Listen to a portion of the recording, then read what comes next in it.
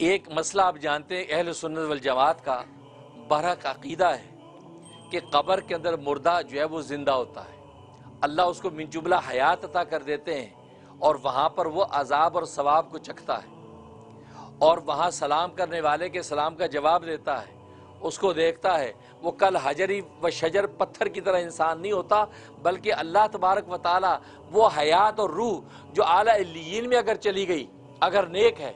تو اعلیٰ علیین میں چلی جاتی ہے، اور اگر بد اور کافر ہے تو سجین جو ساتوں زمینوں کے نیچے ایک مقام ہے، جیل خانہ ہے، وہاں اس کی روح چلی جاتی ہے۔ تو لیکن جو وجود اور مردہ قبر میں ہوتا ہے، اللہ اس کا کنیکشن اس مردے کے ساتھ جوڑ دیتا ہے، جس کی وجہ سے وہ مردے کا وجود اور بدن ایکٹیویٹ رہتا ہے، زندہ رہتا ہے،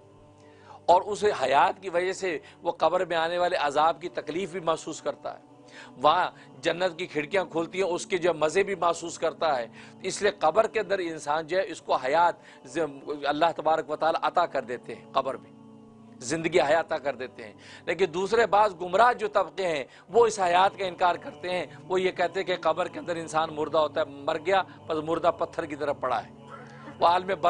برزخی حیات اس کو ملتی ہے، یہ قبر کے اندر جو پڑا ہے اس کا حیات سے کوئی تعلق نہیں۔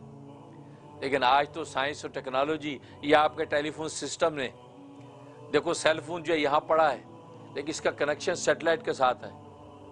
سیٹلائٹ کے ساتھ ہے۔ جب بھی آپ کال کرتے ہیں تو پہلے سیٹلائٹ سے کنیکشن ہوتا ہے، وہاں سے آ کے آپ کا ایکٹیویٹ ہوتا ہے۔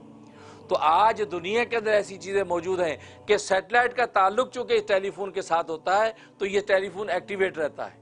اگر وہ تعلق منقطع ہو جائے تو یہ بند ہو جاتا، آف ہو جاتا ہے۔ تو بالکل اسی طریقے سے یہ مردہ جو قبر میں پڑا ہے، اللہ تبارک و تعالی وہ اعلیٰ علیین جو ساتوں آسمانوں کے اوپر ایک مقام ہے جو اہل جنت کے لیے، وہاں روحیں چلی جاتی ہیں، ان کا کنیکشن اللہ تبارک و تعالی اسے دنیا کے اندر قبر کے اندر پڑے مردے سے جوڑ دیتے ہیں، جس کی وجہ سے وہ زندہ اور ایکٹیویٹ رہتا ہے۔ تبھی تو حدیث میں آتا ہے کہ قبر کے اندر نیک بندے کے لیے کھڑکی کھول دی جاتی ہے جنت کی، اور وہاں سے جو وہ نعم و نوال جو ہے وہاں سے محسوس کرتا ہے، اور اگر برا ہے تو جہنم کا گڑھا کھول دیا جاتا ہے تو جہنم کی بدبو اور تکلیف و حرارت محسوس کرتا ہے۔ تو محسوس تبھی کرے گا کہ جب اس کا یہاں پر دنیا کے اندر اس کا کوئی کنیکشن ہوگا، اس کی حیات۔ اگر پتھر کی طرف پڑا ہے تو پتھر کی طرف پڑے انسان کو نہ حیات کا نہ عذاب کا محسوس ہوگا، نہ ثواب کا محسوس ہوگا۔ لہذا یہ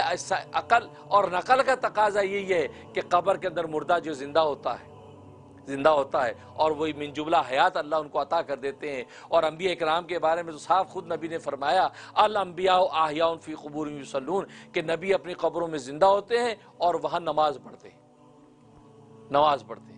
اور نماز ظاہر ہے کہ انسان کا بدن پڑھتا ہے، سجدہ انسان کا بدن کرتا ہے، رکوع انسان کا بدن کرتا ہے،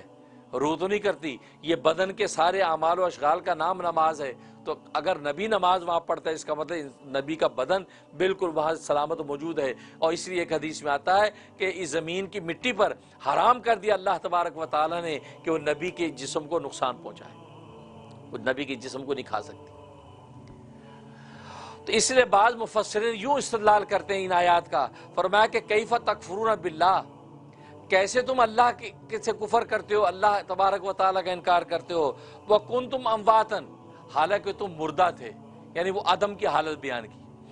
فَأَحْيَاكُمْ، پھر اللہ نے تمہیں زندہ کر دیا۔ تو گویا کہ کون سی حیات؟ یہ دنیا کی حیات جو ہم گزار رہے ہیں۔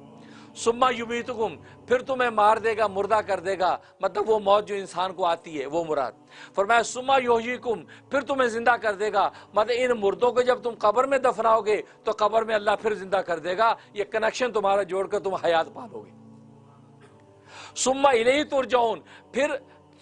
تمہیں اللہ تبارک و تعالیٰ کی طرف لوٹائے جاؤ گے، مطلب یہ وہ معاد میں اٹھ کر اللہ کے سامنے پیش ہونے کی حالت آخر میں بیان کی ہے کہ قبروں سے اٹھ کر اب اللہ کو پیش ہو جاؤ گے۔ اس سے پہلے کی جو حالت ثم یحییکم، وہ قبر کی حیات کا ذکر ہے،